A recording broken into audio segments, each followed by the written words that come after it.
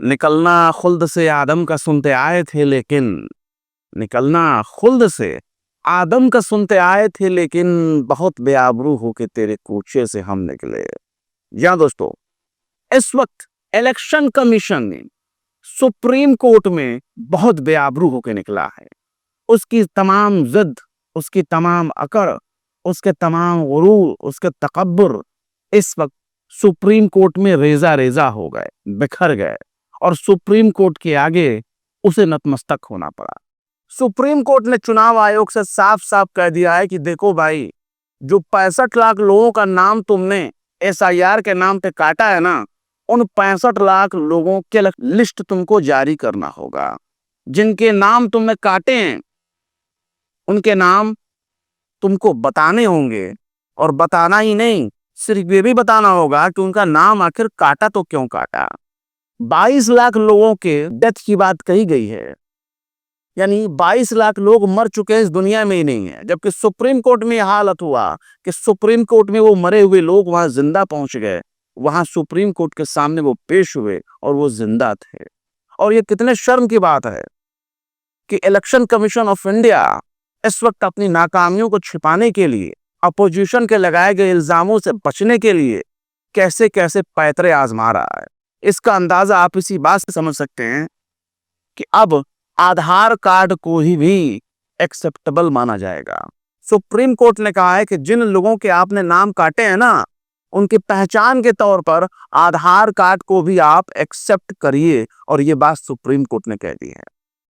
अब आप सोच नहीं सकते कि किस तरह की बदमाशियां बिहार में किए गए, जिस तरह की रिपोर्ट, और जिन लोगों ने बिहार इलेक्शन से पहले वहां के हालात को कवर किए हैं, उन तमाम पत्रकारों ने इस बात को बड़े जोर शोर से उठाना शुरू किया है कि वहां बड़े पैमाने पर आदिवासी, ओबीसी और मुसलमानों के नाम काटे गए।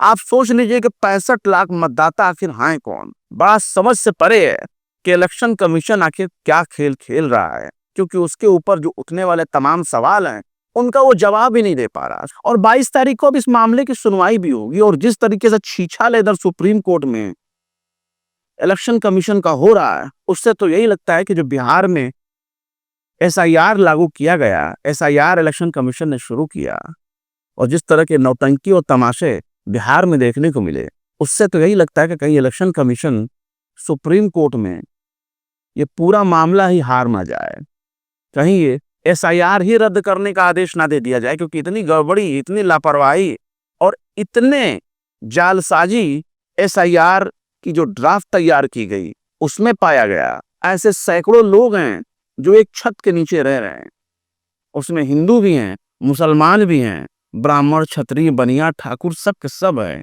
ऐसा मेलजोल आखिर दुनिया में कहां देखने को मिलेगा जैसा इस वक्त बिहार में देखने को मिल रहा है। लेकिन इलेक्शन कमीशन ना अपनी गलतियों को मानने के लिए तैयार है, और ना किसी चीज को कायदे से वो एक्सेप्ट कर सकता है।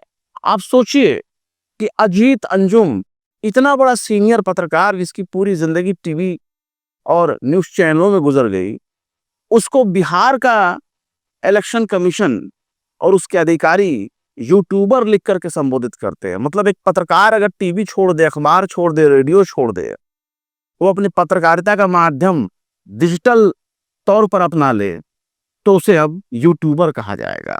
तो ये बेइज्जत करने का तरीका है। ये भी कहा जा रहा है कि ना वोटर आईडी को नागरिकता का सबूत मानेंगे, ना आधार कार्ड को सबूत मानेंगे। तो सवाल ये है, हर जगह आधार कार्ड मांगा गया। राशन कार्ड बनवाना है, आधार कार्ड चाहिए। वोटर आईडी बनवाना है, आधार कार्ड चाहिए। बैंक में अकाउंट खुलवा रहा है, आधार कार्ड चाहिए। पोस्ट ऑफिस में अकाउंट खुलवाना है, आधार कार्ड चाहिए। स्कूल में एडमिशन कराना है तो भी आधार कार्ड चाहिए। हर जगह आधार कार्ड को इतना कंपलसरी कर दिया गया कि आधार कार्ड के बिना 2 कदम भी आपका चलना मुश्किल हो गया, दूभर हो गया। लेकिन अब अगर हमारे देश का इलेक्शन कमीशन आकर ये कहता है कि आधार कार्ड नागरिकता का सबूत नहीं है, ये फर्जी भी बन सकता है, तो वोटर आईडी भी तो फर्जी बन सकती है, पासपोर्ट भी तो फर्जी बन सकता है।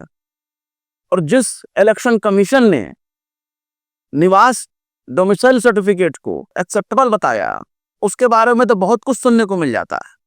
उसको बनवाना है तो भी वोटर आईडी या आधार कार्ड आपको देना होगा, उसमें आधार कार्ड लग रहा है। और उसी आधार कार्ड को आप एक्सेप्ट करने से इनकार कर रहे हो, जो आधार कार्ड निवास प्रमाण पत्र बनाने के लिए दे रहा है। हालत तो ये हुई है कि अपोजिशन के जो सवाल उठाए जा रहे हैं उनका जवाब ये नहीं दे पा रहा है। मामला तो ये सुप्रीम कोर्ट में, तो वहां जवाब खोलने के लिए इनको मजबूर होना पड़ रहा है, लेकिन जो सवालों के जवाब राहुल गांधी मांग रहे हैं और जो जितने गंभीर आरोप राहुल गांधी ने अपने प्रेस कॉन्फ्रेंस में लगाया, उनका जवाब नहीं दिया जा रहा है। उल्टा उन पर सवाल खड़ा किया जा रहा है। उनकी मां को लेकर सवाल खड़ा किया जा रहा है, उनकी दादी को लेकर सवाल खड़ा किया जा रहा है, उनके दादा को लेकर सवाल, नाना को लेकर सवाल, तमाम तरह के सवाल खड़े किए जा रहे हैं, लेकिन जवाब नहीं दिया जा रहा है कि आखिर ये हो कैसे गया। कुछ गोदी मीडिया के चैनल्स भी राहुल गांधी के दावों की सच्चाई जानने के लिए बेंगलोर तक पहुंच गए, लेकिन वहां भी उन्हें मुंह की खानी पड़ी, दावे सच पाए गए। सवाल ये है कि 6 महीने की मेहनत के बाद अगर कोई इतने बड़े दावे कर सकता है, वो भी इलेक्शन कमीशन के ही डेटा से, तो इलेक्शन कमीशन को अब तक इस बात का एहसास क्यों नहीं हुआ? 1-1 लाख, 2-2 लाख, 1.5 लाख फर्जी वोटर अगर कहीं पाए जाते हैं तो उसका खुलासा कौन करेगा? उसकी जानकारी कौन लेगा? इलेक्शन कमीशन के दामन पर इतने छींटे पड़ चुके हैं कि यहां तक बातें उड़ रही है कि जो पूर्व इलेक्शन कमीशन थे, जिसके दौर में लोकसभा का इलेक्शन हुआ, राजीव कुमार, वो माल्टा चले गए। ऐसा सिर्फ सोशल मीडिया पर दावे किए जा रहे हैं, और उन दावों को नकारने के लिए जो फैक्ट चेक किए जा रहे हैं उसमें भी सूत्रों का हवाला दिया जा रहा है। डायरेक्ट राजीव कुमार का जिक्र नहीं हो रहा है। उसमें तो यहां तक दावा किया जा रहा है सोशल मीडिया पे कि राजीव कुमार साहब तो भारत की नागरिकता ही छोड़ चुके हैं, वह विदेशी हो गए, परदेसी पंछी हो गए, और वो उड़कर माल्टा में जाकर के बैठ गए। अगर ये बात 2% भी, जर्रा बराबर भी अगर इसमें कोई सच्चाई होगी, तो भारत के निर्वाचन आयोग और उनके अफसरों पर देश की जनता कैसे भरोसा करेगी? ये बड़ा ही हैरानी का मामला है। ये छोड़ दीजिए, पवन खेड़ा ने तो बकायदा डिमांड कर दिया है कि दोबारा से इलेक्शन कराया जाए, लोकसभा के इलेक्शन को ही बिल्कुल रद्द कर दिया जाए। पर बात सिर्फ यहीं तक नहीं है। जिस बनारस से हमारे देश के प्रधानमंत्री चुन कर आते हैं, उस बनारस में अजय राय, जो कि गठबंधन के उम्मीदवार माने जा रहे थे, उस गठबंधन के उम्मीदवार को समाजवादी पार्टी ने अपना सांसद घोषित कर दिया है। यह भी सोचने की बात है। मतलब जो इलेक्शन कमीशन कोई ऐलान खुद करता था, वो ऐलान अब समाजवादी पार्टी कर रही है। समाजवादी पार्टी ने उसको घोषित कर दिया कि भैया आज से हमारे सांसद हैं। मतलब मोदी जी को अब सांसद मानने से इनकार कर रहे हैं। इसका तो यही मतलब निकाला जा सकता है। लेकिन इलेक्शन कमीशन को यह बताना चाहिए कि आखिर ये सवाल उठ क्यों रहे हैं और जवाब उसको क्यों नहीं देने पड़ रहा है।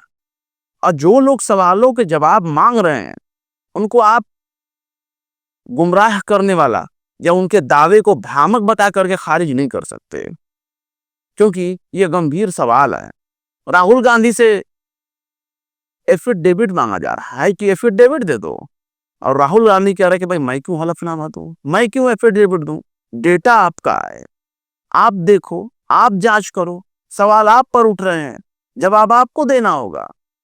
एफिडेविट से हमसे क्यों सवाल जवाब किया जाएगा और हम क्यों देने जाएं? डेटा तो सारा आपका ही है, मेरा डेटा तो है नहीं। और बात भी सही है, सारा का सारा डेटा इलेक्शन कमीशन का है, तो इलेक्शन कमीशन को इसकी जानकारी देनी चाहिए। फिलहाल ये एक बड़ी खबर के तौर पर देखा जा रहा है कि इलेक्शन कमीशन को अब सुप्रीम कोर्ट की बात माननी पड़ रही है, और सुप्रीम कोर्ट कह रहा है कि आप 65 लाख मतदाताओं का लिस्ट जारी करो और उनको बताओ कि आपने उनका नाम क्यों काटा। टीवी, अखबार, न्यूज़पेपर, हर जगह छापना पड़ेगा। पंचायत भवन के बाहर उनकी लिस्ट लगानी पड़ेगी। और आप सोच लीजिए कि अभी तो बस एक शुरुआत है। जब वो लिस्ट आएगी तब पता चलेगा कि इलेक्शन कमीशन ने कितने कितने बड़े घपले किए हैं। एक एक छत के नीचे सैकड़ों लोगों को इन्होंने बाशिंदा बना दिया। जिस छत के नीचे 2 लोग कायदे से न रह पाए, वहां 70, 80 लोगों को इन्होंने एक छत के नीचे रख दिया। बल्कि मैं तो कम ही बोल रहा हूं, और भी ज्यादा सुनने को मिल रहा है।